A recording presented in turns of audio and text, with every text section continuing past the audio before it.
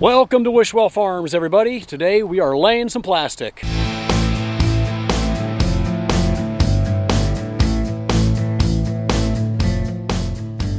So today is May 11th, and this is probably the second or third latest in the season I have ever laid plastic in the 22 years that I've been doing this. We had a lot of rain recently, and it's finally dried back out. I was able to work some ground, and we're ready to plant vegetables here in about a week. So we need to get this plastic down, get some herbicide sprayed on it, and then hopefully a rain comes and washes that herbicide off the plastic, and then we can set our transplants into the plastic mulch on the raised beds with drip tape. So as you can see here, we have our plastic mulch and our drip tape.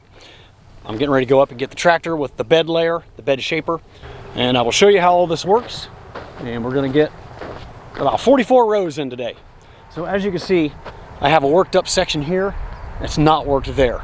Same thing over by the woods. There's a worked section there, and over by that woods there. And we got wet area that I couldn't cultivate today.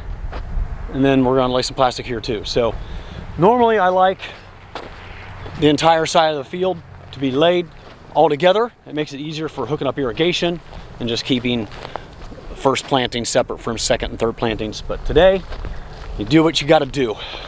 We're gonna lay plastic in 4 different areas because it has to get done today. Man, it's beautiful today. Mid-70s and calm. That means it's gonna be a great day for spraying as well. I'm almost caught up with spraying, but after I lay this plastic this afternoon, I need to get the herbicide on before this rain comes here in a couple days. So I'm glad it's nice and calm. I don't have to worry about any kind of drift heading towards my greenhouses. That would be bad.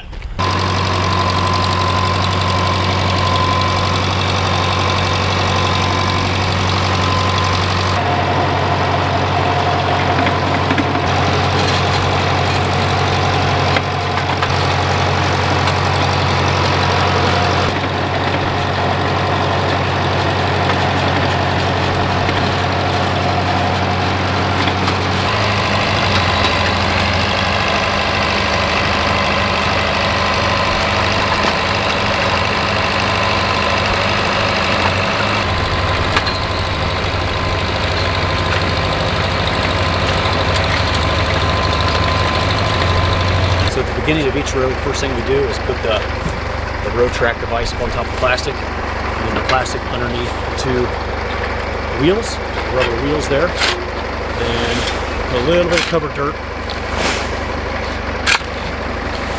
around the wheels and on top of the plastic there. And we make sure we got our drip tape ready to grab. So he'll grab the drip tape and then stand on the edge of the plastic.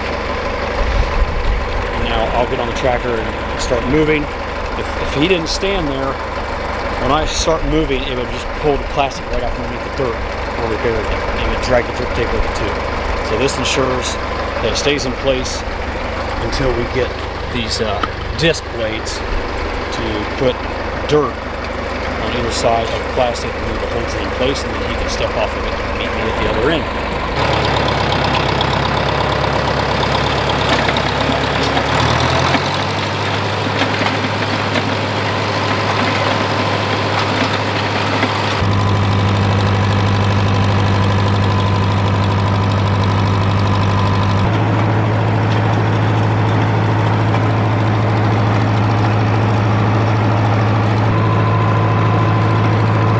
Once I get to the end of the row, I lift the machine up, and then he can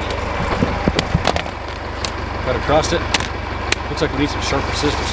Pulls a little bit of drip tape out, cuts it so it's ready for that next row. And then we just cover it up with some loose dirt so the wind can't catch it. And that row is complete.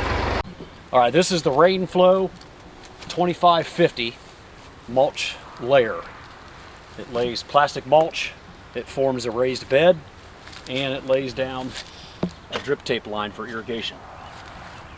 Now, this is one of the oldest models that Rainflow made, one of the earliest models. I think it's over 22 years old now, 20 to 22 years old. I have added a few things. I added the row track. Before I added that, I had to manually adjust the hydraulic lever if I wanted to pivot the machine back and forth to keep my bed straight. So what this does, it allows, come back here, I'll show you this. This is the other part of that row track, the auto row track. So this rolls across the top of the bed, and there's sensors inside here. So if I start going a little bit too far left or a little bit too far right, you know, if just making an incorrect turn in the front by an inch or two makes it about a foot back here. So this rolls across the bed and it hits these sensors and keeps the machine straight as it forms a bed. So you can see here the cylinder is controlled by the auto row track. So there's where it makes its adjustments. So this cylinder will move in and out and turn the whole machine to keep it nice and straight. The other thing I added are up here in front are the center bed fillers. They did not come with these. I think they all come with these now, but when we didn't have soil that was tilled deep enough or fluffy enough to shape a good bed, we would often have an empty space in the center. And you don't want that when you're transplanting tender plants out of the greenhouse. They need a nice full bed with soft dirt. So adding the center row fillers ensures that we get a nice tight bed full of dirt in the center. All right, so the way this thing works is it holds 2 rolls of plastic. With the one we have in here currently, you can see it goes down between these 2 sets of rollers, and then the plastic comes from underneath that bottom roller. So as the bed's being shaped, it's coming out right here. There's the drip line. And then the plastic covers all that up, and it gets put underneath these wheels. And then we bury the end with a little bit of dirt. And then as I start going forward, these discs here on the outside will provide the cover dirt for the shoulder of the plastic, so it doesn't blow up in the wind. And it'll help, these tires help keep it nice and tight. Keeps the plastic stretched tight, so there's no loose flapping plastic in the wind.